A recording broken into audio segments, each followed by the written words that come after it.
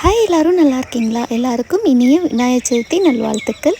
இன்றைக்கி விநாயகர் சதுர்த்தி ஸ்பெஷலாக simple and ஈஸியாக ஒரு கொழுக்கட்டை ரெசிப்பியும் ஒரு லட்டு ரெசிப்பியும் 2 in 1 ரெசிபி. ஒரு கொழுக்கட்டை ஒரு லட்டு வாங்கி எப்படி பண்ணலான்னு பார்க்கலாம். ஃபஸ்ட்டு கொழுக்கட்டை எப்படி பண்ணலான்னு பார்த்துடலாம். ஒரு பாத்திரத்தில் 1 டம்ளர் தண்ணி ஊற்றிட்டு கொஞ்சம் உப்பு சேர்த்துட்டு 1 டீஸ்பூன் நல்லெண்ணெய் சேர்த்துக்கோங்க.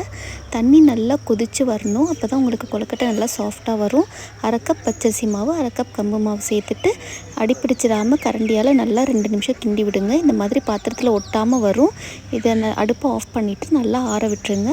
இப்போ பூரணம் ரெடி பண்ணிடலாம். மிக்சியில் 1/2 கப் பொட்டுக்கடலை சேர்த்துக்கோங்க. அதுக்கப்புறம் 15 முந்திரி பருப்பை குட்டி குட்டியாக உடச்சி சேர்த்துக்கோங்க. அப்புறம் பேரிச்சம்பளம் ஒரு 10 பேரிச்சம்பளமும் குட்டி குட்டியாக நறுக்கி வச்சுக்கோங்க. ஃபஸ்ட்டு பொட்டுக்கல்லையும் பாதாமையும் நல்லா கொரகொரப்பாக அரைச்சி எடுத்துக்கணும்.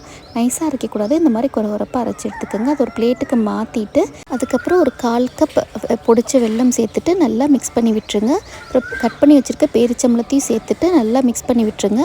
1 டீஸ்பூன் நெய்யை கொஞ்சம் கொஞ்சமாக ஊற்றி மிக்ஸ் பண்ணிக்கோங்க. நல்லா பூர்ணம் எடுத்து பிடிக்கிற அளவுக்கு வரணும். கையில் பிடிக்கிற அளவுக்கு வரணும்.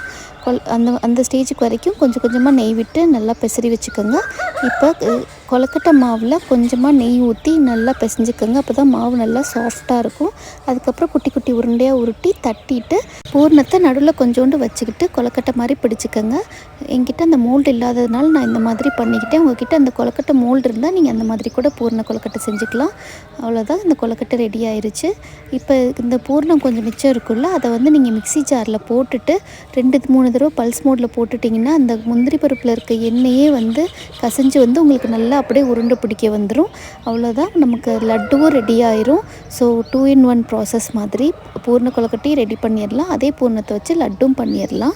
அதுக்கப்புறம் இந்த கொழுக்கட்டையை இட்லி பாத்திரத்தில் ஒரு 10 நிமிஷத்துக்கு ஸ்டீமில் வேக வச்சு எடுத்துக்கோங்க. ஆவியில் வேக வச்சு எடுத்துக்கோங்க. அவ்வளோதான், கொழுக்கட்டையும் ரெடி.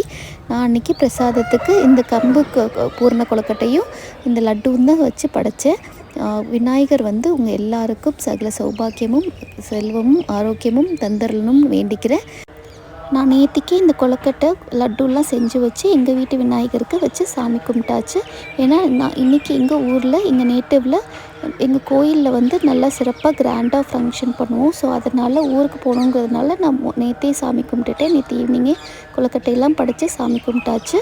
இப்போ கொழுக்கட்டையை நான் ஓப்பன் பண்ணி காமிக்கிறேன் பாருங்கள். உள்ளுக்குள்ளே பூர்ணம் அவ்வளோ நல்லா பைண்ட் ஆகி சூப்பராக வந்திருக்கும்.